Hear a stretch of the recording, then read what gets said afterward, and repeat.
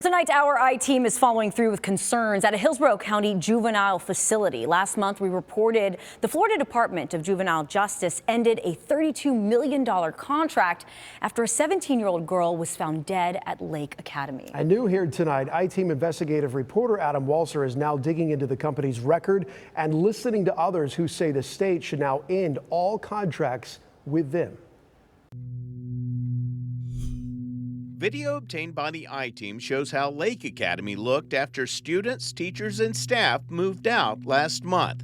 These mattresses covering a classroom floor weren't supposed to be there. The girls were supposed to be locked inside these cinder block cells with metal doors, sinks, and toilets, and no sheets. But former teachers we interview say TrueCore employees often didn't follow DJJ's rules. There was a ratio required by the Department of Juvenile Justice of 1 adult to every 5 students. Did that always happen? No, it did not. Barbara Wishart-Harley taught at Lake Academy for a year. I had one TrueCore staff who verbally berated me and cursed me out in front of students, not once, not twice, but 3 times. She quit after she says she was assaulted for the second time by a student, as TrueCore employees assigned to protect her looked on. Sucker punched me right in the temple, and I ended up with a concussion and went down to the floor, and definitely immediately my vision went blurry and off I went to the emergency room. I don't remember if specifically on that day staff was coloring or doing crosswords. I've thought about it every morning since it happened. Last month, we interviewed 2 other former Lake Academy teachers who say they were also assaulted by students. This woman, who doesn't want to be identified, says she was stabbed with her own car keys. It was just a complete downhill spiral the entire time. Heather Cleveland says a student followed her out of a classroom. I was walking down the hallway. I had my back to her, never saw it coming. She jumped on me from behind. Both say unprofessional TrueCore staff put teachers and students at risk. In late May, a 15-year-old girl was found dead.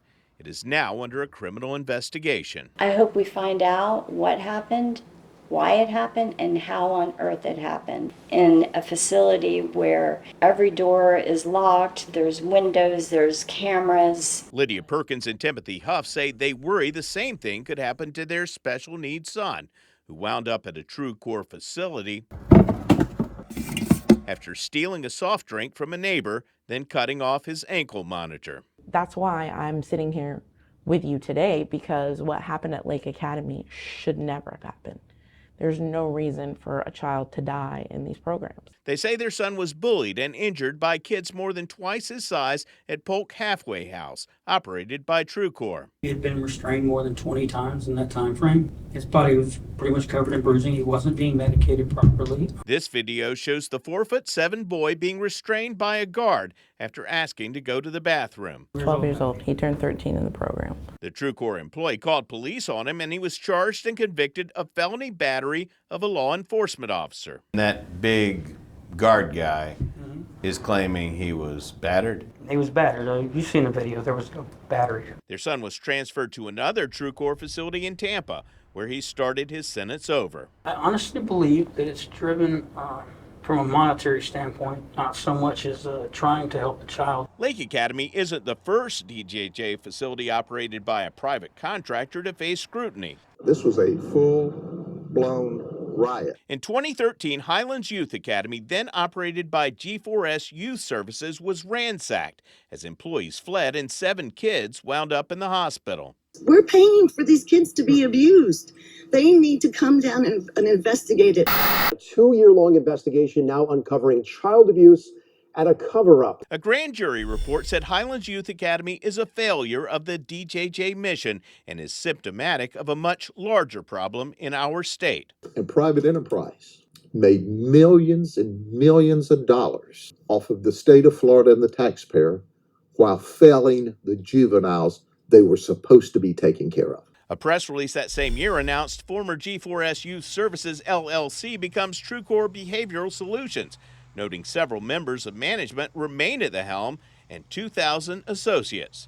The company was purchased for $56.5 million by an investment fund. Highland Academy closed in 2019 when DJJ didn't renew TrueCore's contract. Chairs flung in every direction. The following year, DJJ didn't renew a contract with TrueCore at Okeechobee Youth Development Center following a riot.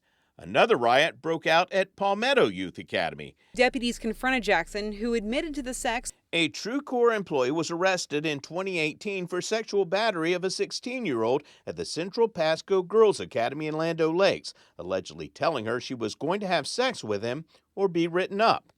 And a TrueCore guard at the Miami Girls Academy was arrested in 2020 for having sex with a 15-year-old girl after surveillance video allegedly corroborated the victim's report. Do you feel like TrueCore should continue to have contracts with the state of Florida juvenile justice program? No, considering what's happened and so much information that has come out as a result of all of this. They're still allowed to hold a contract, not just one, but several. And you have to stop and think and say, why is this still happening? It's the kids that suffer, and they continue to just profit. I'm I-Team investigator Adam Walser with photojournalist Matt McGlashan, taking action for you. And we did contact TrueCore and they declined an interview, but we did get a statement denying any responsibility for the girl's death, saying in part here, quote, "We follow all rules and regulations regarding safety protocols and living conditions so we can provide effective treatment and rehabilitation to troubled young men and women." You can read the entire statement on our website, abcactionnews.com.